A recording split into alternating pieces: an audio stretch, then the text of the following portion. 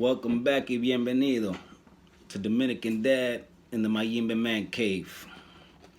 Hoy tenemos algo, edición limitada, limited edition, out the house of Don Julio, baby, which is my favorite house of tequila. Y'all seen that? Y'all seen that? Oh my goodness. You see what I'm saying? I usually want to take these videos because I ain't got no editing joint, you know what I mean?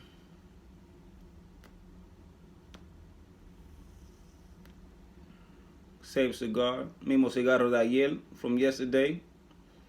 It's nothing, you know, I set it down. It's like I'll come back to it mañana, which is hoy, today, you feel me?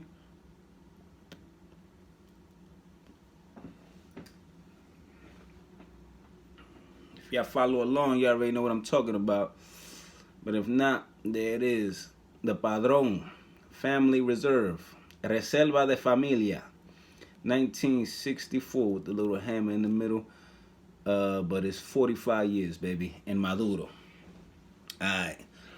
And yesterday, or that video with the Moet and all that, it cut off short because I got a phone call. I'm doing this off the phone. Whatever. But this right here is beautiful. It's Don Julio Reposado Double Cask, finished in LAGAVULIN ISLAY Single Malt Scotch Whiskey Cask. So, from what I hear, LAGAVULIN, I'm not a Scotch guy. You know, LAGAVULIN is an iconic whiskey. Scotch single malt whiskey. No E, just the Y. It's a difference. Oh, yeah. You know what I mean? Don't believe me? Boom. There's no E, just a Y there. Don't believe me? Look at that. This bourbon whiskey. You got all types of different whiskeys. Canadian whiskey, Scotch whiskey, bourbon whiskey that's from Kentucky, and you got Tennessee whiskey. Alright? Don't get it confused. Anyway. Yeah. In 1942, Don Julio Gonzalez, not Gonzalez, Gonzalez, founded his first distillery in Los Altos region of Mexico and created the world's first luxury tequila. Tequila Don Julio is a testament to his passion and dedication to superior craft and quality, a legacy that lives on today with our master distiller of tequila, Don Julio. Don Julio Reposado Double Cask showcases unwavering devotion to excellence, furthering the craftsmanship of tequila Don Julio. The exceptional liquid is finished in casks which previously held LAGAVULIN ISLAY Single Malt Scotch Whiskey. No E with the Y. Boom. Resulting in a remarkable depth of flavor with caramelized agave, balanced with undertones of rich sherry, toasted oak, and smoky peat. Top noted with a touch of spiced orange rind and a hint of fig. Best served neat on the rocks. I really don't like my joint on the rocks. They go to little, you know, nutrition joint. It's the box. And yeah, y'all think because I'm showing y'all the box that I didn't pop it yet, but it's not the case. Yeah. MSRP price point 75 cash. Gonna have this neat right here, you know what I mean? LAGAVULIN, ¿Laga qué? LAGAVULIN. You know what I'm saying? Right here, Don Julio Gonzalez always used his passion and creativity to take the art of tequila making to new heights. Inspired by the creative spirit, Don Julio Master Distiller has created a masterpiece by finishing Don Julio Reposado tequila in casks which previously held LAGAVULIN ISLAY Single Malt Scotch Whiskey, baby. Vamos a poner la botella ahí. Yeah. It's pretty interesting, man. I really like this, something different. Price point 75 cash. Not bad. So, the master distiller of Don Julio, or a master distiller within the company. I don't know if he's the main guy or one of, or I don't know how that works. But his name is Enrique de Colsa, and that's the master distiller or a master distiller, and he teamed up with the manager distiller of Lagavulin. So you got the master distiller and the manager distiller from two different companies. Se juntaron, they came together, you know what I'm saying, y hicieron esto. So this is just Don Julio Reposado. But then, boom, they drop it in the cask. This is aged for 8 months, just like the regular Reposado.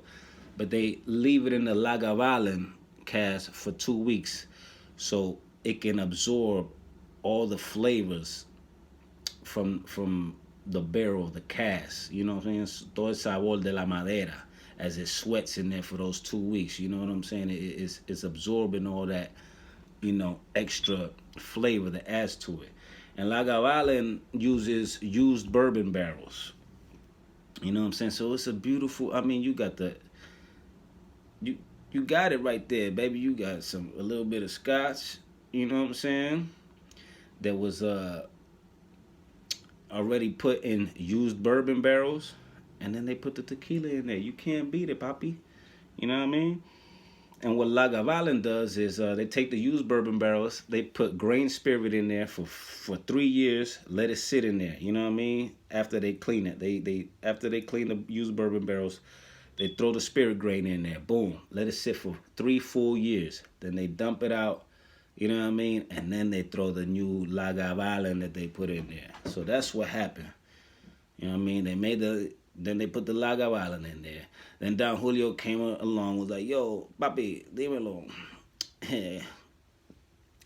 You think I can use that cash, man? I want to put this in there por 2 semanas. And, you know, we see what we get. On the nose. So this is an innovation. Rich, nuanced expressions of their traditional reposado that just finished in the Lagavulin cask. It's beautiful, man. Ran out of matches. I had to go to the big boys. I like, come on.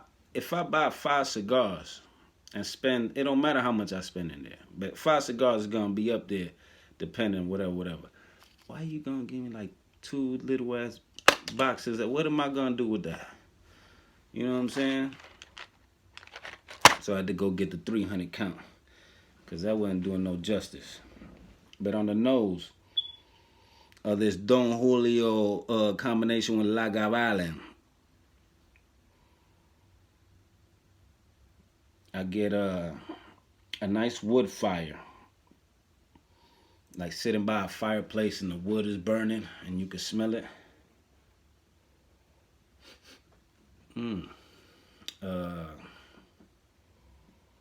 Along with that woody smoke,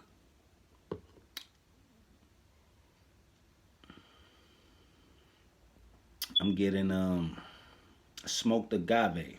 So it's the wood fire, like if you're sitting along a fireplace and you smell the wood burning, and then the smoked agave. Like, you know, there's different ways to you could bake something, you could smoke it, whatever. This smells like smoked agave. And it might be because of the smokiness from the Lagavulin barrels, you know what I'm saying? But it being from the island, from Lagavulin is posted up, or it comes out of the island of ISLAY, which is in the southeastern edge of the island. And right here, most things they're not so peaty as other scotches that come from other regions of Scotland. I get a nice citrus too on it.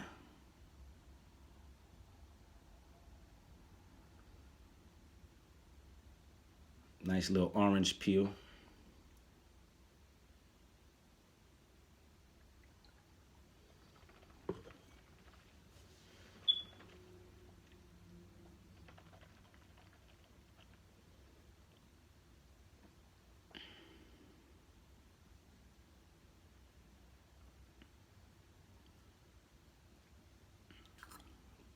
So if you love tequila and you like scotch, you know, I don't like too much peat in my scotch. That's why I like the 18 years Johnny Walker better than the blue. And I'm grateful that I got the small joints to test it, and I ain't had to drop another 2 something on something just to try it and be like, this is not where it's at, my brother. But at the end of the day, you get the peat, you get the agave, you get the citrus. It's a wonderful complex. It's light, it's not that dense, but it is mouth-watering with the peat on it. It has a nice peat finish to it. You know, some type of cinnamon spice. But I'm mostly getting peat on the finish.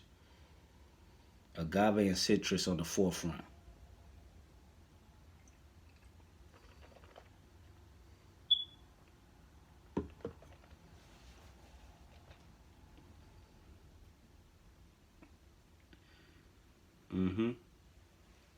Agave, orange peel citrus, a little bit of pepper,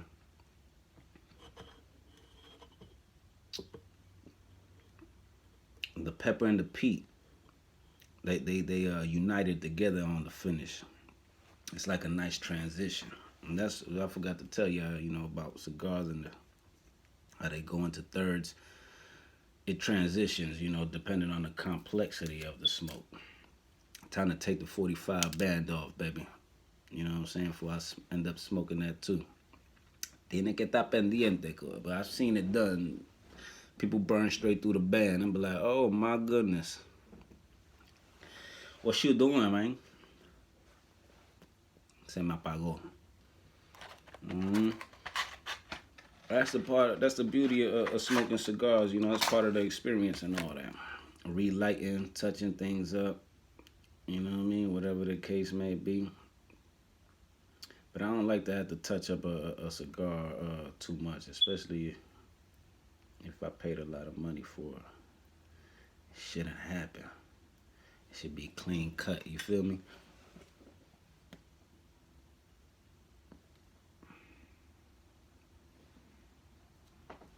Oh, let me show y'all the color of this Reposado, aged for 8 months.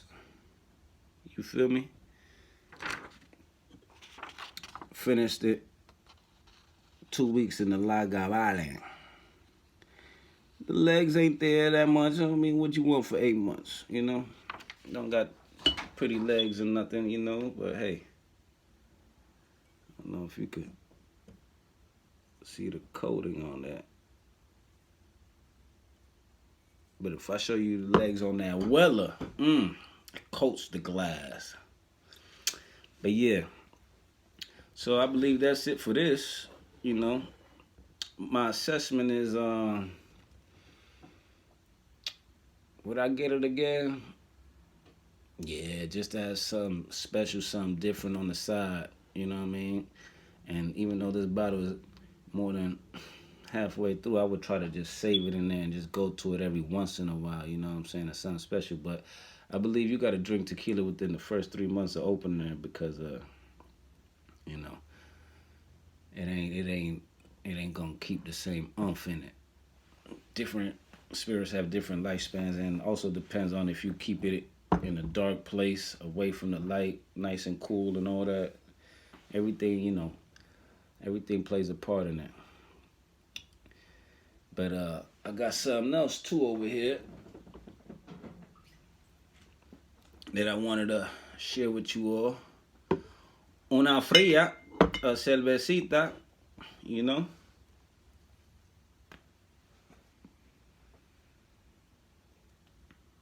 And that's a Guinea.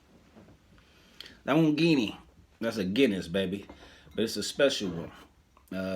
Last year they came out with these. And these were beautiful, man. Oh my goodness. So I called back up there and tried to see if they had these again. They told me yes. So I go up there, man. Hey, let's go. And then I see this.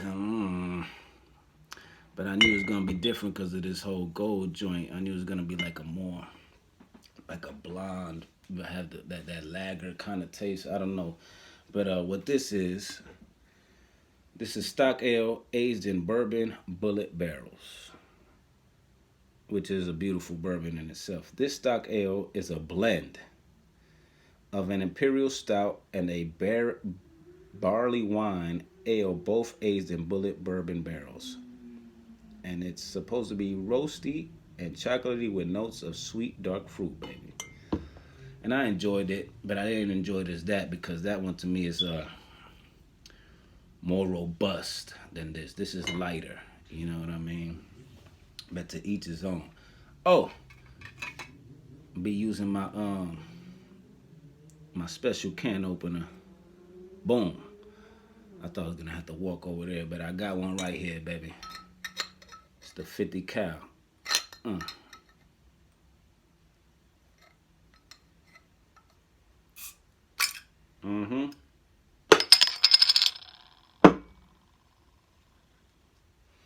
So here we go. On the nose, it's beautiful. Smelling it in the beer.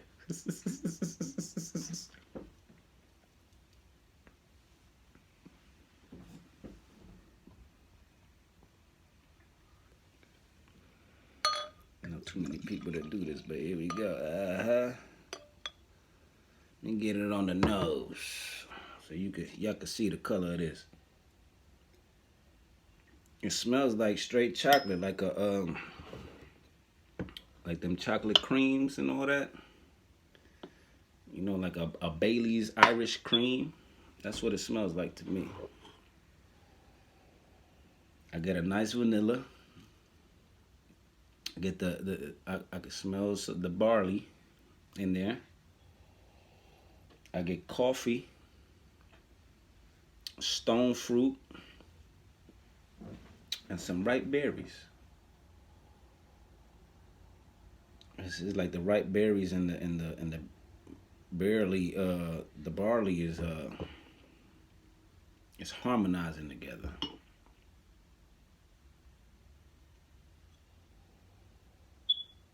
Yeah, that's what I think. That's what creates the stone fruit smell.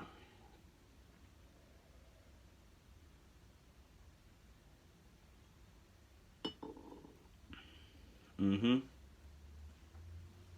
feel like you just bit like a Hershey's. I'm not gonna say milk chocolate. I'm gonna say like one of them dark chocolate joints. You know, and then had like a piece of candy right behind that, like some type of watermelon Jolly Rancher. You know what I mean? So it's like a dark chocolate covered watermelon Jolly Rancher. That's what I'm getting out of this. I know it might sound crazy or whatever, you know what I'm saying? But yeah, different palates pick up different things, so different people have different tastes. But I'm telling you what I get out of it, you know, from my nose and my palate, my experience. And I thank you for joining me, you know what I mean?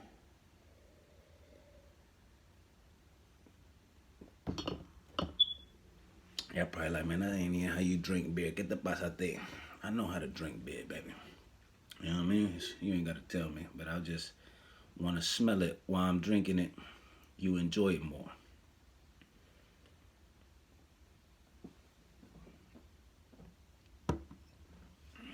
I would say the stone fruits and the ripe berries and the chocolate are the star of this. You know, that's what comes out most to me.